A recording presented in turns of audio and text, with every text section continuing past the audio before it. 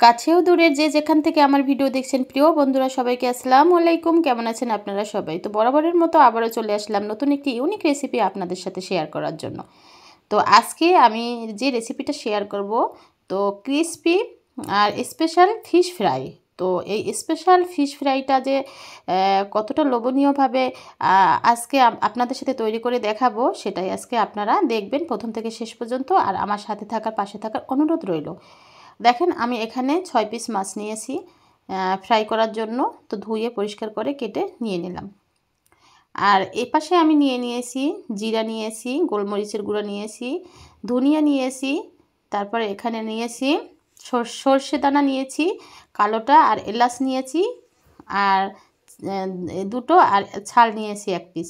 তো এটা আমি ভালোভাবে এখন টেলে নেব একটা প্যানে। তো প্লিজ প্লিজ বন্ধুরা প্রথম থেকে শেষ পর্যন্ত আমার সাথে থাকবেন, অনুরোধ রইল, পাশে থাকার অনুরোধ রইল। আর যারা যারা আমাকে সুন্দর সুন্দর কমেন্ট করেন আমার ভিডিও দেখে আর আমাকে সাপোর্ট করে পাশে আছেন, তাদেরকে অসংখ্য অসংখ্য ধন্যবাদ এবং ভালোবাসা। এবং যারা এখনও আমার পাশে নেই বা আমার ভিডিও দেখে চলে যায়, প্লিজ প্লিজ আপনারা অবশ্যই কমেন্ট করবেন এবং আমার পাশে থাকবেন, সাপোর্ট করবেন। তো আমার কিন্তু টালা হয়ে গেল। তো এখন এটা আমি ভালোভাবে গুঁড়ো করে একবারে আপনাদের সাথে ব্লেন্ডার মেশিনে গুঁড়ো করে আপনাদের সাথে শেয়ার করতেছি। এই মশলাটাই কিন্তু আমার স্পেশাল ফিশ ফ্রাইতে একদম সুঘ্রাণ বেরিয়ে আসবে এই মশলাটার জন্যই। তো এখানে তারপরে নতুন প্লেটে আমি নিয়েছি, দেখেন পেঁয়াজ নিয়েছি দুটো, আদা নিয়ে নিলাম 4 পিস, আর কাঁচামরিচ নিয়ে নিলাম 3 থেকে 4টা, আর নিয়ে রসুন নিয়ে নিলাম 4 কোয়া। তো এটা আমি ভালোভাবে ব্লেন্ডার করে নিয়ে দেখেন মাছের মধ্যে দিয়ে দিচ্ছি। এখন মাছের সাথে ভালোভাবে এটা ম্যারিনেট করে নিব। তো যারা যারা অনেক বাচ্চারা আছে রুই মাছ খেতে চায় না, বড়রা আছে রুই মাছ খেতে চায় না, তো রুই মাছ দিয়ে আমি আজকে এই ফ্রাইটা করেছি। তো অনেক বাচ্চারা আছে মাছ খেতে চায় না, তো এভাবে ক্রিসপি ফ্রাই করে অবশ্যই বাচ্চাদের খেতে দিতে পারেন। তো আমার বাচ্চারা কিন্তু অনেক মজা করে খেয়েছে। এখানে লবণ দিয়ে দিলাম স্বাদ মতো, আর যে মশলাটা করেছিলাম মশলাটার অর্ধেক পরিমাণ আমি দিয়ে দিলাম মাছের মধ্যে, আর অর্ধেক পরিমাণ রেখে দিলাম। তো ওই অন্য অর্ধেক আবার ব্যবহার করব যখন, তখন আপনাদের সাথে শেয়ার করব। এখানে আমি হলুদের গুঁড়ো দিয়ে দিলাম 1.5 চামচ পরিমাণ, এখানে টক দই দিয়ে দিলাম 2 চামচ পরিমাণ। তো এখন এটা ভালোভাবে আবার হাত দিয়ে মাখিয়ে মিনিট করে রেখে দেব 10 থেকে 15 মিনিট। দেখেন এটা সুন্দরভাবে হাত দিয়ে কষলে প্রত্যেকটা মাছের মধ্যে প্রবেশ করিয়ে দিতে হবে, যাতে এর মধ্যে মাছটা খুব সফট হয় এবং খেতে অনেক বেশি মজা হয়।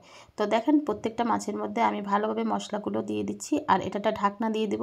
ঢাকনা দিয়ে 10 থেকে 15 মিনিটের মতো আমি রেস্টে রেখে দেব। তো এখানে চলে আসলাম 1 কাপ পরিমাণ মুসুরি ডাল নিয়ে। মুসুর ডালটা ভালোভাবে আপনাদের সাথে শেয়ার করলাম। এটা ভালোভাবে হালকা একটা টালা দিয়ে নিব। টালা দিয়ে আমি এটা গুঁড়ো করে নিব। এটা ভেষণ তৈরি করে নিব এই মসুর ডাল দিয়ে। তো দেখেন আমি হালকাভাবে টেলে নিচ্ছি। তো প্লিজ প্লিজ বন্ধুরা অবশ্যই আমার সাথে থাকবেন, পাশে থাকবেন। আমার এই অনুরোধটু আপনাদের জন্য। যারা আমার ভিডিও দেখেন অবশ্যই আমাকে কমেন্ট করবেন, আর অবশ্যই আমার সাথে পাশে থেকে আমাকে সাবস্ক্রাইব করবেন, লাইক কমেন্ট করবেন, শেয়ার করে দিবেন আমার ভিডিওটি।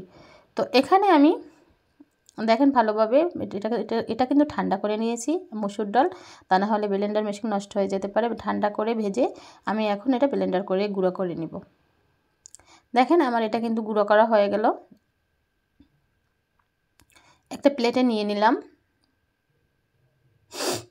এর মধ্যে আমি এখন যে মশলাটা বাকি অর্ধেক রেখেছিলাম, সেই মশলার বাকি অর্ধেক এই ডালের যে মসুর ডালের যে গুঁড়া, এর মধ্যে আমি মাখিয়ে দিচ্ছি। তো প্লিজ প্লিজ বন্ধুরা আপনারা যদি আজকের আমার এই ক্রিসপি ফিশ ফ্রাইটা যদি ভালো লেগে যায়, অবশ্যই অবশ্যই একটা কমেন্ট করবেন, সুন্দর কমেন্ট করবেন, আর আমার সাথে থাকবেন, একটা সাবস্ক্রাইব করবেন যারা করেননি, আর যারা করেছেন তাদেরকে অসংখ্য ধন্যবাদ। দেখেন আমি 10-15 মিনিট পর ম্যারিনেট করা মাছগুলো এখন ভালোভাবে উপরে মশলাগুলো আর একটু মাখিয়ে, দেখেন মসুর ডালের গুঁড়োটা ভালোভাবে মাখিয়ে দিচ্ছি। একদম মোটা করে মাখিয়ে সবগুলো মাখিয়ে নেব প্রথমে, তারপর তেলে ভেজে নেব।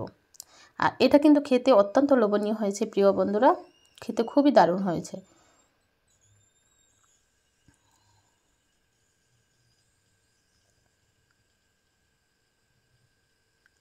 তো হয়ে গেল আমার সবগুলো মাখা মাছ, এভাবে করে সব মাখিয়ে নিচ্ছি। আপনারা দেখতেই পাচ্ছেন সব মাছ মাখিয়ে আমি গুঁড়ার মধ্যে রেখে দিলাম। এখন আমি তেল গরম করব, তেল গরম করে মাছগুলো এক এক করে ভেজে নেব।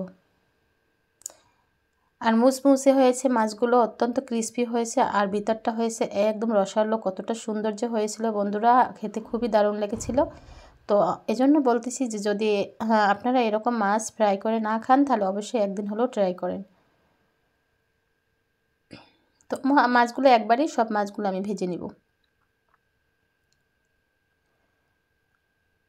সব তেলের মধ্যে দিয়ে মাছগুলো সব ভেজে নিব।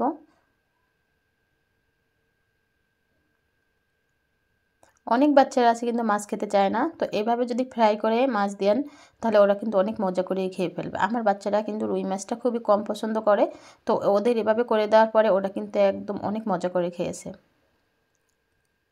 আমি খুবই আলতো হাতে এগুলো উল্টিয়ে পাল্টিয়ে দেবো এখন।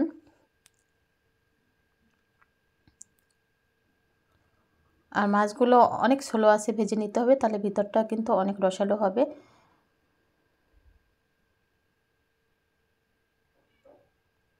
এরকম খুবই স্লো আছে কিন্তু আমি মাছগুলো ভেজে নিচ্ছি প্রিয় বন্ধুরা, আস্তে আস্তে করে খুবই স্লো আছে ভেজে নিচ্ছি। আপনি যদি হাই হিটে মাছগুলো ভেজে নিন তাহলে কিন্তু উপরটা একদম পুড়ে যাবে আর ভিতরটা হবে না। তো দেখেন খুবই আস্তে আস্তে করে মাছগুলো ভেজে নিলাম, এখন উঠিয়ে নিচ্ছি প্রিয় বন্ধুরা। তো এখন একটা প্লেটে পরিবেশন করে আপনাদের সাথে শেয়ার করবো। একটা মাছ ভেঙে দেখাবো যে মাছের ভিতরটা কতটা সুন্দর হয়েছে, খুবই রসালো আর দেখতে যে কতটা সুন্দর হয়েছে। ভিতরটা খেতে দারুণ, অনেক সফট হয়েছে। ভিতরের যে মাছটা ভাঙার পরে অনেক সফট দেখাচ্ছে আর খেতেও কিন্তু দারুণ লেগেছে। তো হয়ে গেল আমার মাছগুলো উঠিয়ে নিলাম সব। তো একটা প্লেটে আমি পরিবেশন করে দেখিয়ে দিচ্ছি। এটা কিন্তু সস বা পেঁয়াজের সাথে অনেক মজা করে খেতে পারবেন। তো দেখেন আমি মাছের ভিতরটা দেখিয়ে দিচ্ছি, কত সুন্দর রসালো। ভিতরটা কিন্তু অনেক সুন্দর, তেল ছিল ভিতরে আর খেতেও কিন্তু অনেক বেশি লোভনীয়, দারুণ হয়েছিল। তো আমি একটু পেঁয়াজ দিয়ে দিলাম, পেঁয়াজ দিয়ে আমরা মাছগুলো খেয়েছি আর একটু সস দিয়ে। তো প্লিজ প্লিজ বন্ধুরা অবশ্যই আমার সাথে থাকবেন, পাশে থাকবেন। নতুন নতুন যদি রেসিপি পেতে চান তাহলে পাশে থাকা বেল বাটনটি অন করে দিবেন, তাহলে নতুন নতুন ভিডিও আপনাদের ফোনে চলে যাবে। তো আজ এই পর্যন্তই, শুভকামনায়, আল্লাহ হাফেজ।